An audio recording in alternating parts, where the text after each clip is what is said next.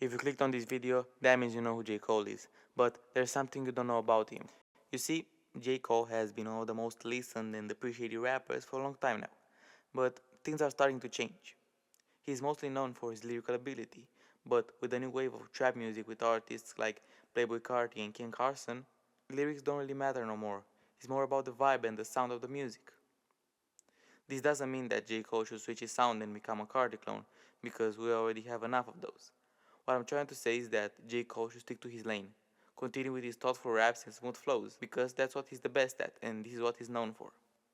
If J. Cole switches his sound, he won't be J. Cole anymore, but I'm pretty sure he's not going to do that, ever. So that's a good thing. This may be a little issue, but that's not his problem. People consider J. Cole to be in the big tree for some years now, and I think that he deserves his spot. But as of recently, with the Kendrick Lamar and Drake beef, things are starting to take a turn for the worse. Featuring on Drake's song First Person Shooter and dropping what many believe to be the verse of the year 2023, where he says that he is the best out of the three on multiple occasions, he got the attention of Kendrick, who didn't like what he said. So he decided to diss both Drake and J. Cole. But can you blame Cole though? Rap is a competitive genre, and everyone claims that they're the best. And that's not the reason to start a beef, especially when he is arguably the best. J. Cole was the first to respond to Kendrick, just 2 weeks later, when he dropped his latest album, My Delete Later. The outro to that album was a song called 7 Minute Drill, where he disses Kendrick. This diss track was not the best, as the title suggests. It was only made in 7 minutes, and J. Cole realized that it was pretty bad, and just 2 days later he publicly apologized to Kendrick. Which I don't think it was a bad move, because you will see later why Cole did it, and you will understand him.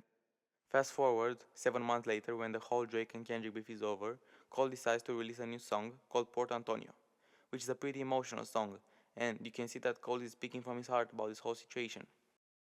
As you can see, J. Cole really feels bad about dissing Kendrick, because he was his friend, and they didn't have any reason to beef at all. I pulled the plug because I seen where that was about to go.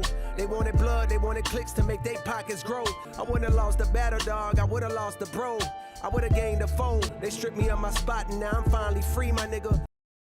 So, returning to J. Cole's problem. He has always been the same. He never changed. Something happened in his life that made him feel in some way. He made a song about it.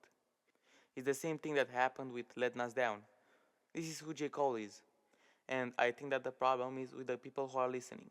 Of course, music is evolving. New sounds and trends come and go all the time. But I think what remains at the end is the authentic character he has constantly demonstrated to be. But that's it for today. What do you guys think about this beef? Let me know in the comments.